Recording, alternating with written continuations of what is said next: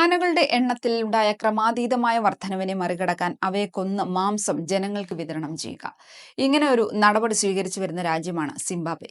സിംബാബ്വെയിലെ സ്വകാര്യ വന്യജീവി സങ്കേതമായ save Valley കൺസർവൻസിക്കാണ് പ്രദേശത്ത് ക്രമാതീതമായി എണ്ണം വർദ്ധിച്ച ആനകളെ കൊല്ലുന്നതിനായി Zimbabwe parks and wildlife management authority അനുമതി നൽകുന്നത്.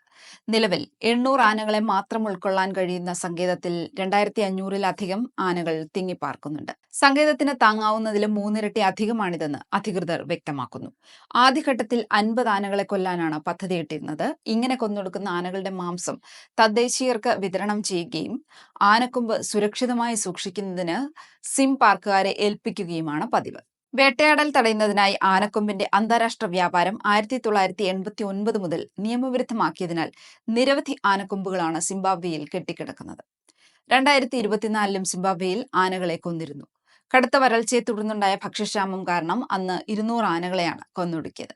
ആനകളുടെ എണ്ണം നിയന്ത്രിക്കുന്നതിനും വന്യജീവി ആവാസ വ്യവസ്ഥ തകരാതെ ഇരിക്കുന്നതിനും കഴിഞ്ഞ 5 വർഷത്തിനിടെ 200 ആനകളെ രാജ്യത്തിന്റെ മറ്റു പ്രദേശങ്ങളിലേക്ക് മാറ്റിപ്പാർപ്പിക്കുകയും ചെയ്തിട്ടുണ്ട്. സിംബാബ്വെ മാത്രമല്ല, ഓസ്ട്രേലിയയും ഇത്തരത്തിൽ കള്ളിങ്ങിന് അനുവാദം നൽകാറുള്ള ഒരു രാജ്യമാണ്.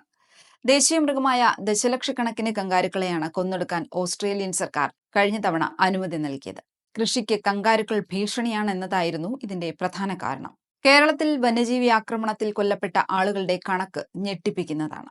2024-ലെ കണക്കുകൾ പ്രകാരം കേരളത്തിൽ 5 വർഷത്തിനിടെ കാട്ടാന ആക്രമണത്തിൽ മാത്രം 115 ആളുകൾ കൊല്ലപ്പെട്ടു. കേരളത്തിലെ വനങ്ങളുടെ വാഹകശേഷിയേക്കാൾ അധികം വന്യമൃഗങ്ങളുള്ളതും ആഹാര ലഭ്യതക്കുറവും കുടിക്കാനായി വെള്ളം പോലും ലഭിക്കാത്തതുമാണ് വന്യമൃഗങ്ങൾ നാട്ടിലേക്കിറങ്ങുന്നതിന് കാരണം. പല രാജ്യങ്ങളും അവലംബിക്കുന്ന കള്ളിങ് എന്ന മാർഗം എന്തുകൊണ്ട് നമുക്കും സ്വീകരിച്ചുകൂടാ എന്ന ചോദ്യമാണ് വന്യമൃഗങ്ങളുടെ ആക്രമണത്തിനിരയാകുന്നവർ ചോദിക്കുന്നത്.